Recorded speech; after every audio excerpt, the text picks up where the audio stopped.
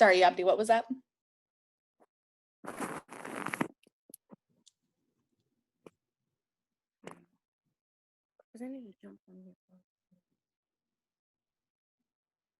Here, Yabdi, can you chat me your question, please? Because I can't hear you. Okay, let's try this one more time. Kamaya, can you read our agenda for us today, please?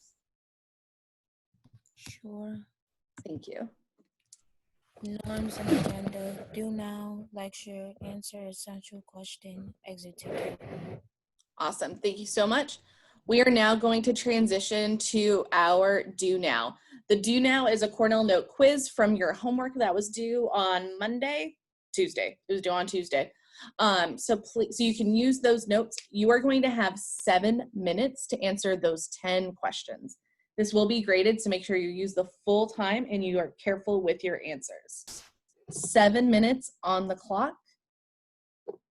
I'll give you 30 seconds to get your Do Now pulled up.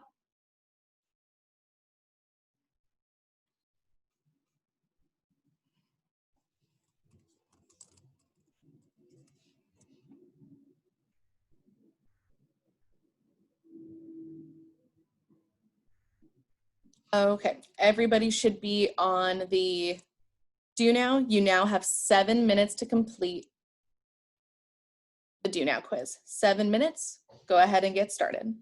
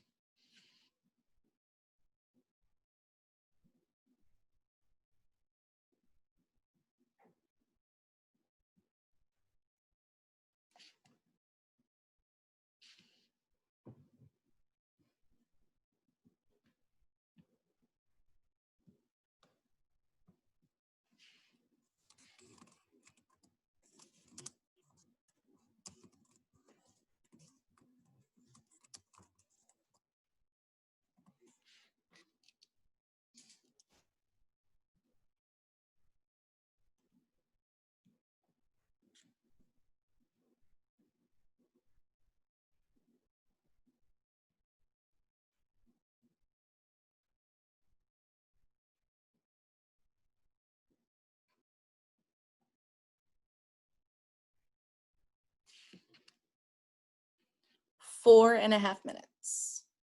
4.5 minutes.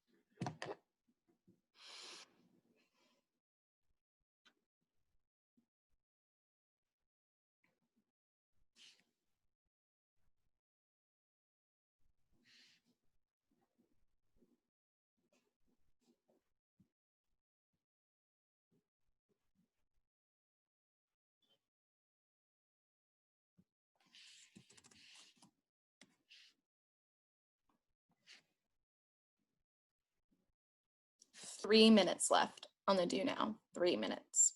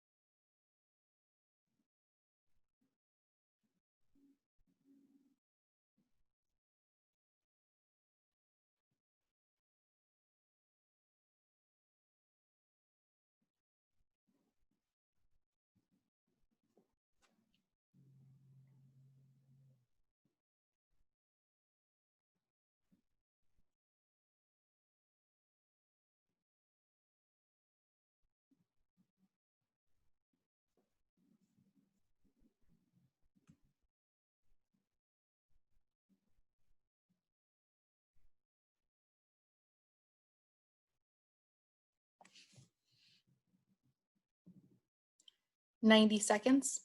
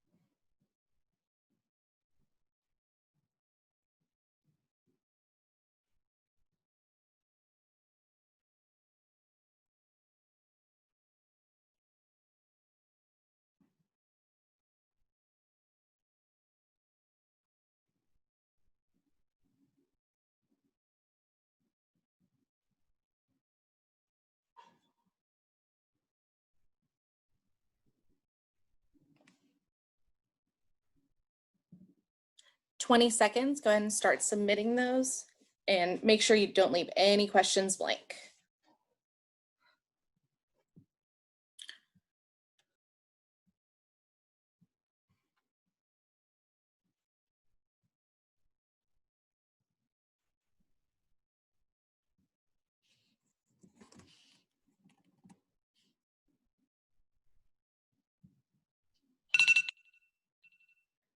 Time is up. Go ahead and start submitting those. I have do nows from Caleb, Eddie, Ciara, Shaquasia, Michael, Heaven, Mahmoud, Jalasia, and Kaishan.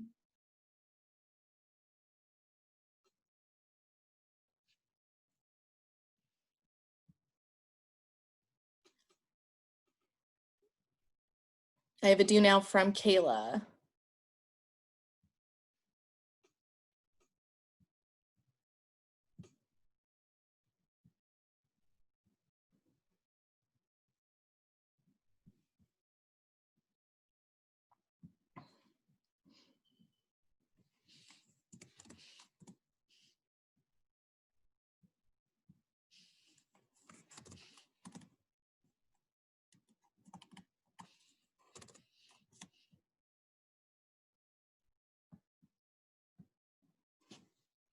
My response is from Takia, Kamaya, Dwayne.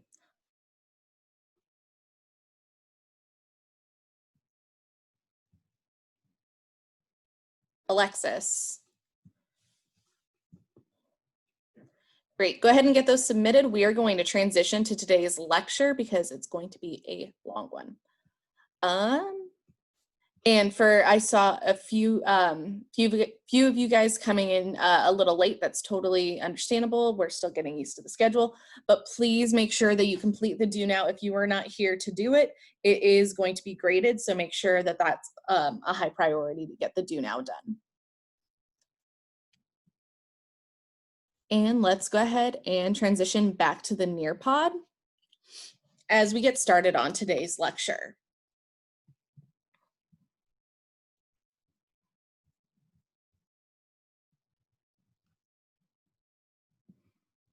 So, as we know, a person's environment can have a big impact on the way that somebody develops, the way that somebody becomes who they are.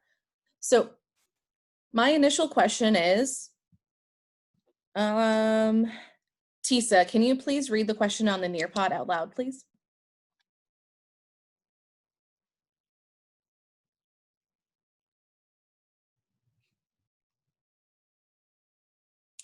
Tisa, can you unmute and read out loud the question on the Nearpod, please?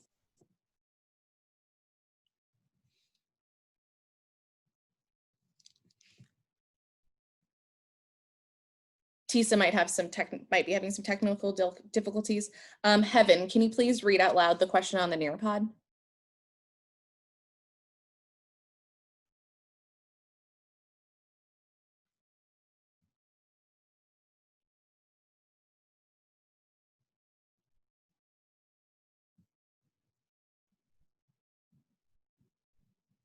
Okay, Heaven, I'll reach out to you as well. Leah, can you read the question out loud on the Nearpod, please?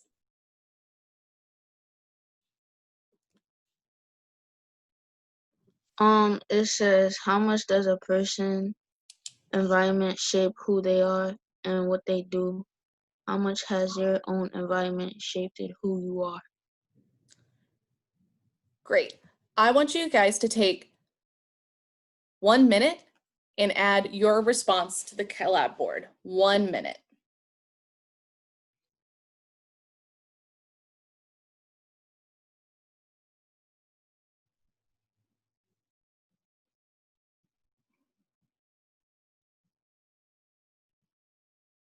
Kayla, can you chat me your question, please? I see your hands up.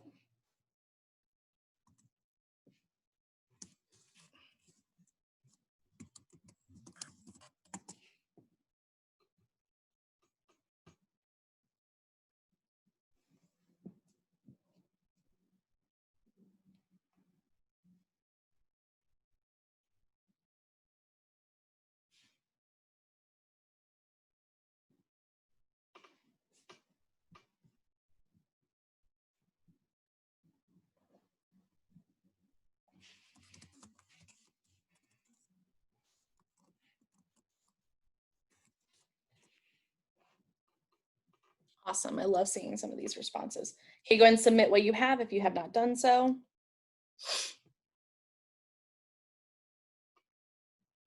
Make sure you are hearting each other's responses that you agree with.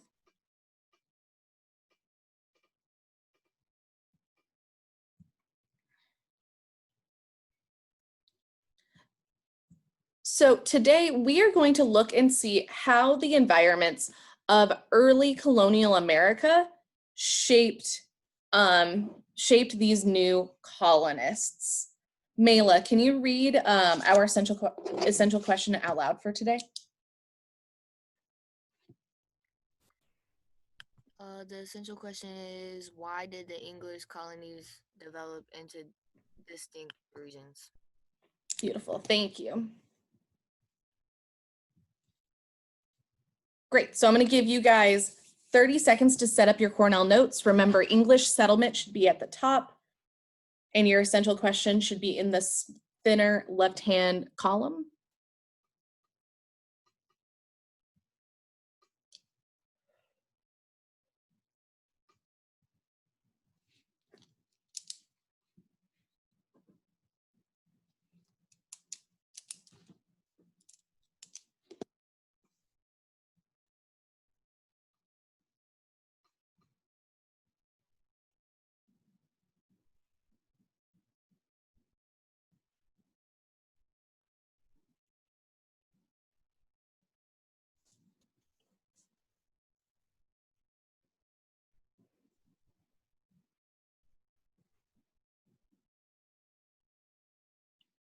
Awesome, 10 more seconds to get your notes set up. You can also take notes in the Nearpod.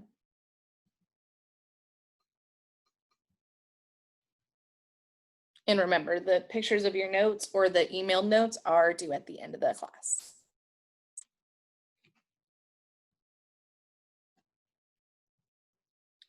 Great, let's go ahead and get started. First, we are going to look at the year that the English finally set up a successful colony in North America. In 1607, the first successful English colony was sorry, my cats are doing something. So in 1607, the first successful English colony was established in Jamestown, Virginia, under the leadership of John Smith. The colony was sponsored by the Virginia Company. So it was sponsored by the Virginia Company, which is a joint stock company. And a joint stock company is a group of people who is pushed to colonize for financial gain. So a joint stock company is a group of men or investors trying to find financial gain through colonization.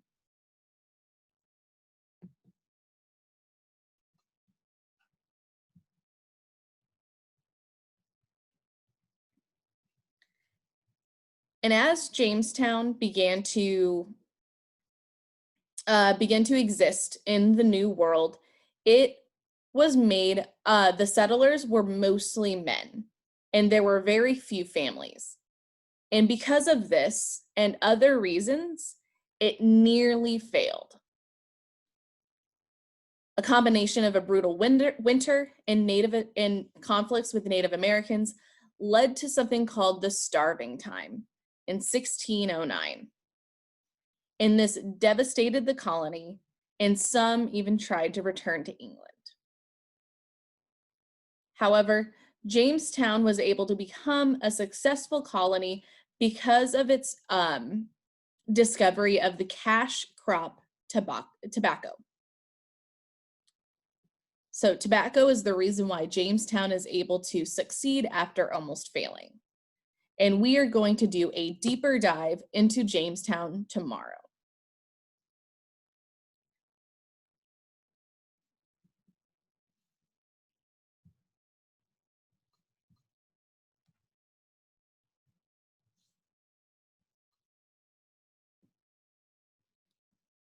You have 15 more seconds to finish your thoughts on the English.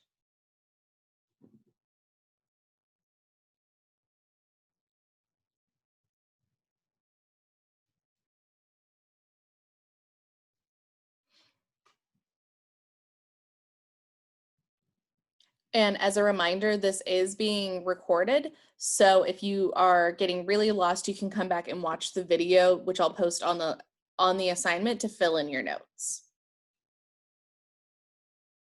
We're now going to transition to look at Massachusetts.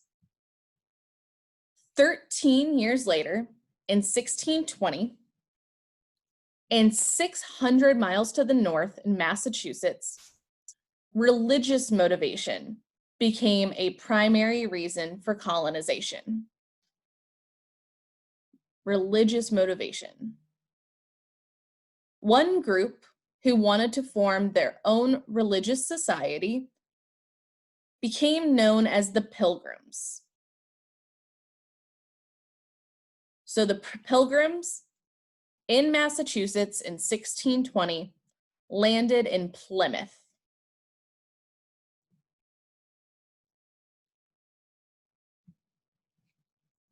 So they landed in Plymouth in 1620. And despite early hardships similar to those in Jamestown, the Pilgrims had help from the Native Americans and slowly grew under long leadership.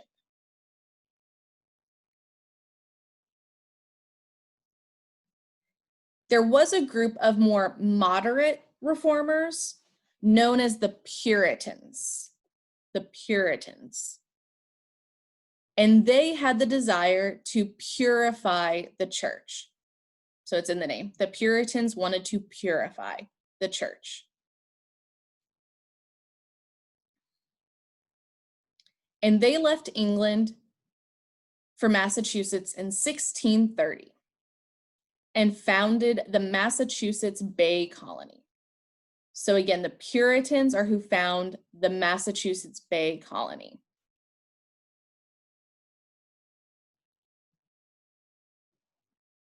Their leader is John Winthrop. So the leader of the Puritans is John Winthrop.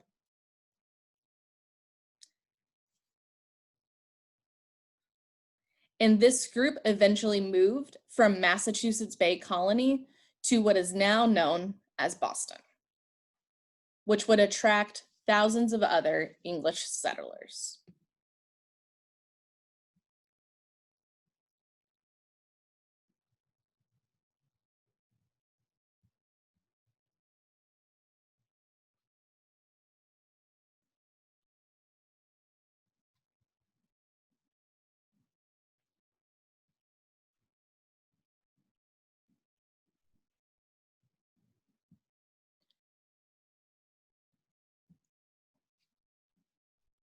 We're now going to transition to look at the middle colonies. A religious group known as the Quakers were heavily persecuted in England. The Quakers are heavily persecuted in England. They believed in equality between men and women. So again, equality between men and women. They were against military service, so they were pacifists. And they believed that religious authority came from within, not from the church. So again, what made the Quakers unique is that they believed in equality for men and women. They were against military service, and they believed that religious authority came from within and not from the church.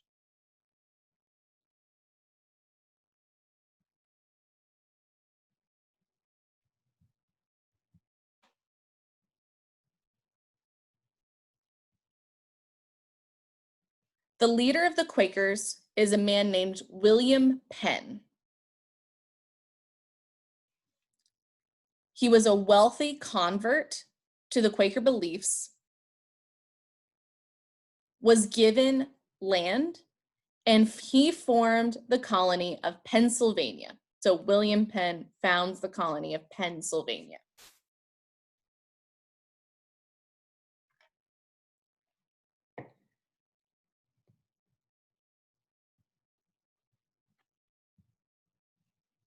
And he does this in 1681.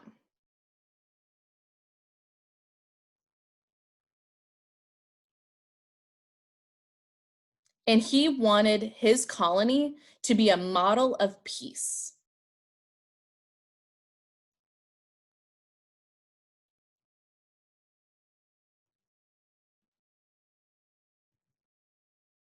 So he wanted Pennsylvania to be a model of peace. And this looked like them treating Native Americans fairly. They would let people immigrate, and anybody could worship whatever their religious beliefs. So it's a model of peace.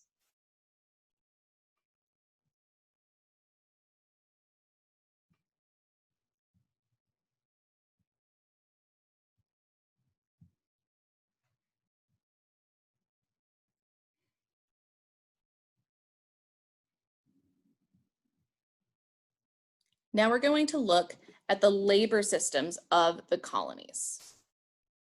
In the Chesapeake and Southern colonies, there were not enough workers to work the land. There were not enough people to work the land. And at first, landowners in Maryland and Virginia used indentured servants. So at first, they were using indentured servitude.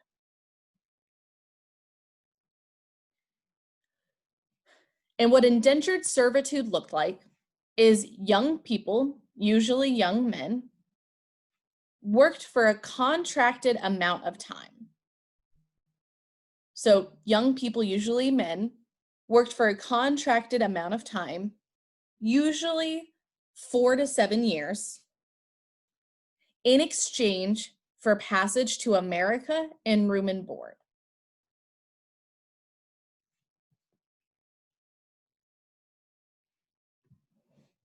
So these men would be given passage on a ship, room and board, and in exchange, they would have to work for their sponsors for 4 to 7 years.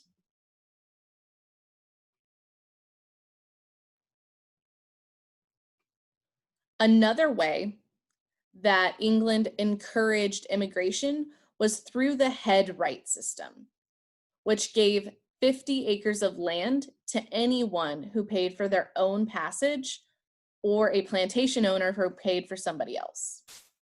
So you would get land so long as you could get from England to the New World.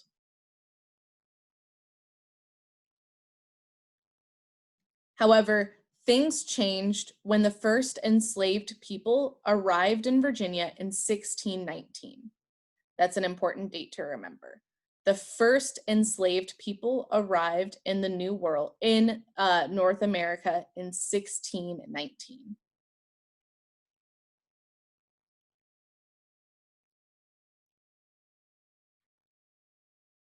And as we know, slavery becomes an integral part of the colonial economy.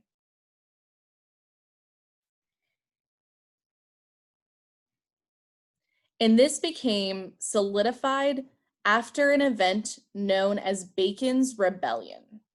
Bacon's Rebellion. In 1676, a poor farmer named Nathaniel Bacon grew frustrated over the lack of protection from natives. So he believed that the poorest people, so enslaved people and indentured servants, were not being protected by Native Americans, by the rich people were not protecting them. So again, indentured servants and enslaved peoples felt that the rich were not protecting them from Native Americans. So he led a series of raids against native settlements and eventually even burned down Jamestown.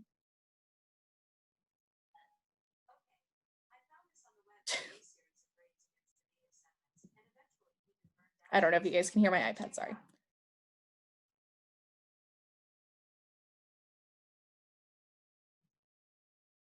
My iPad just started talking to me, that was spooky. Okay, so the rebellion, this Bacon's Rebellion, demonstrated that there were sharp class differences between wealthy and poor. And the colonies realized that they needed to get more control over the poor farmers, specifically the white ones. So Bacon's Rebellion led to a shift to chattel slavery instead of indentured servitude. So Bacon's Rebellion is the end of indentured servitude. And this is when the colonies shift to chattel slavery. 15 more seconds to finish writing that down.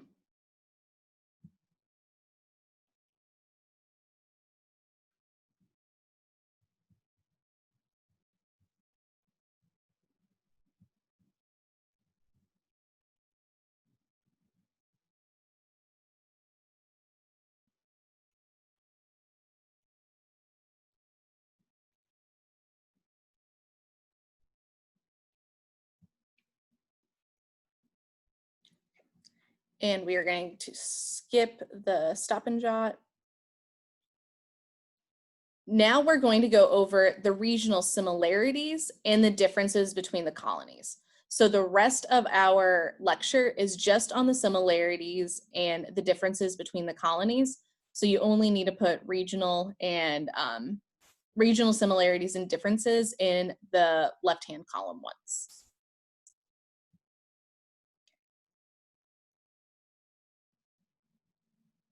So by 1700, there were some important regional differences occurring in the colonies. And the colonies separated into three main regions. You had New England, the Middle Colonies, and the Chesapeake. So we have New England, Middle Colonies, and the Chesapeake. And I'm going to spell Chesapeake in the Zoom chat for you.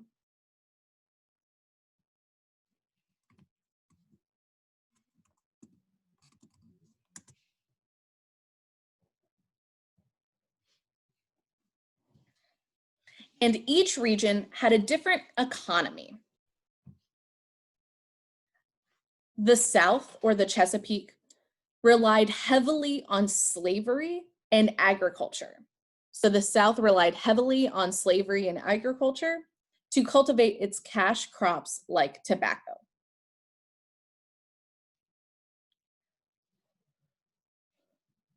However, the New England region barely used slavery and relied more heavily on shipbuilding and trading. Shipbuilding and trade. And this is because of the type of environments.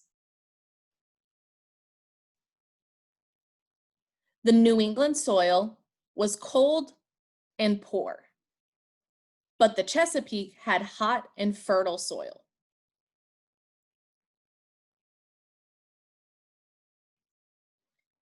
So because of the New England poor soil, they chose to focus on shipbuilding and trade, but because the Southern colonies had better soil, that is why they focused on agriculture. The middle colonies had a mixture of the two, but was more distinct culturally. So again, the middle colonies had a mix of both types of both agricultural and trade, but was mostly unique because of its culture. And the middle colonies were known for their religious tolerance. So the middle colonies are best known for religious tolerance.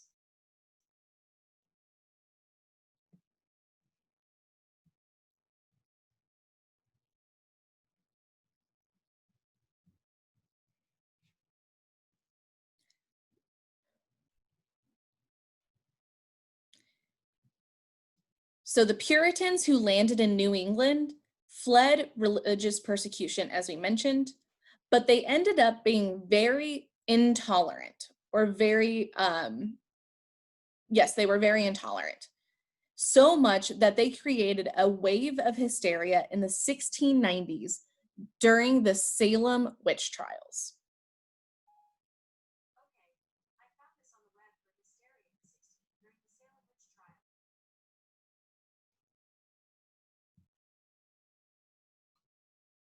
So again, the Salem witch trials in the 1690s. But in places like Rhode Island, Rhode Island became a colony that became a safe space for people fleeing this type of religious persecution in New England. And again, Rhode Island is one of those middle colonies. Rhode Island was founded by a minister named Roger Williams.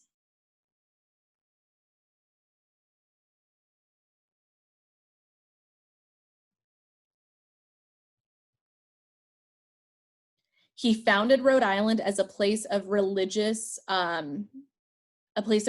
safety in 1644.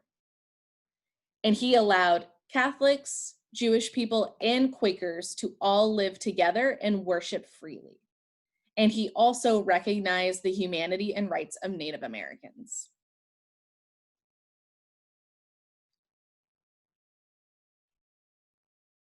Another famous person that ended up in Rhode Island is Anne Hutchinson. Anne Hutchinson. And she eventually settled in Rhode Island.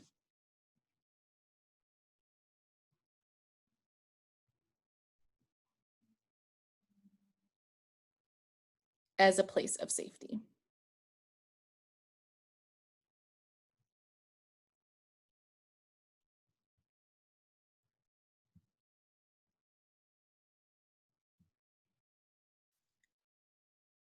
And now we are going to end with looking at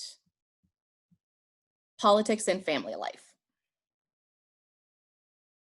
There were some important similarities between the colonies, and one of those is politics. Across the colonies, from New England to Georgia, colonists formed self-governments. In Virginia, they formed the House of Burgesses in 1619. The House of Burgesses in 1619, where they allowed voting rights to wealthy landowners. So Virginia, House of Burgesses, 1619, voting rights to wealthy landowners.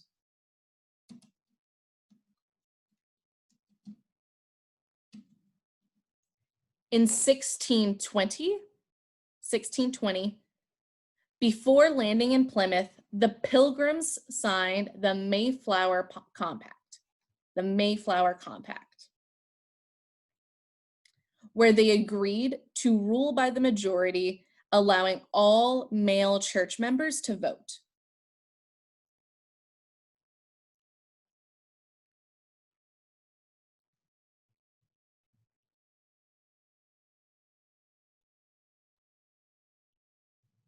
In the middle colonies, they began to develop town meetings where people in the community could gather and vote and talk politics as a large group.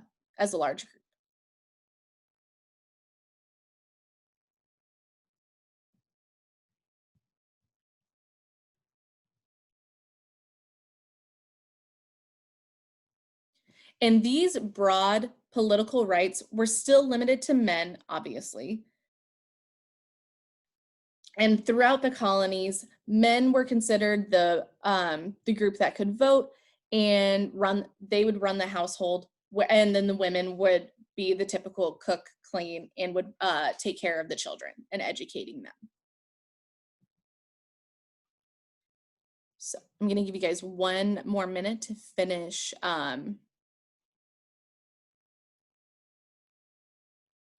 finish jotting all that down.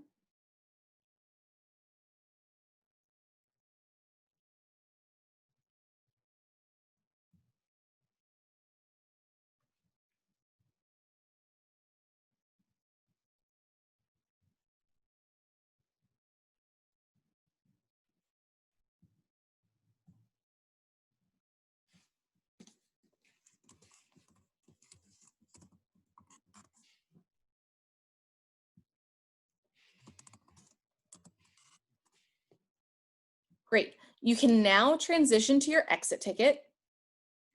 And as a reminder, before you leave class, you must submit your do now, which will be graded, so make sure the do now is done. Your class notes, make sure you submit photos of them or email them to me if you took them in Nearpod. And finally, make sure you complete the Google form, which is the exit ticket. So you need to do both the exit ticket and the do now. And once I see that you have all of those items submitted, you may go.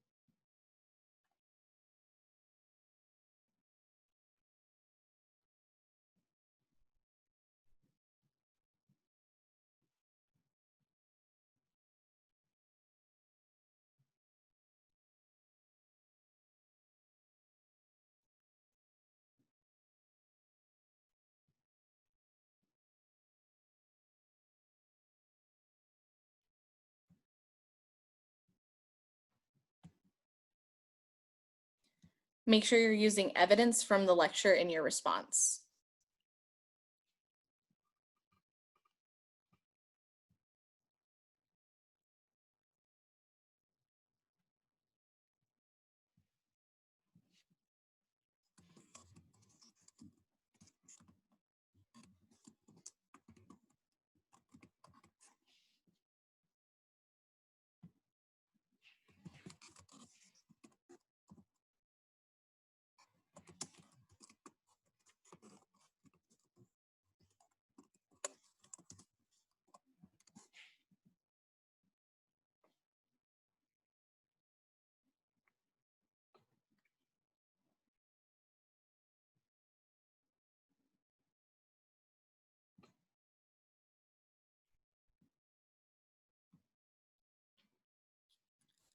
Caleb, you may go.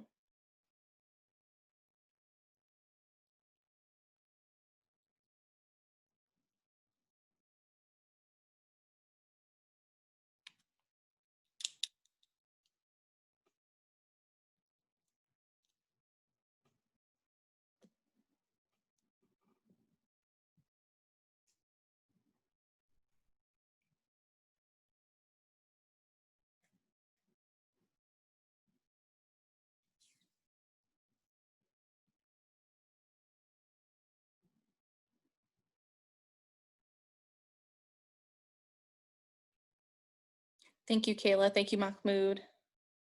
You may go.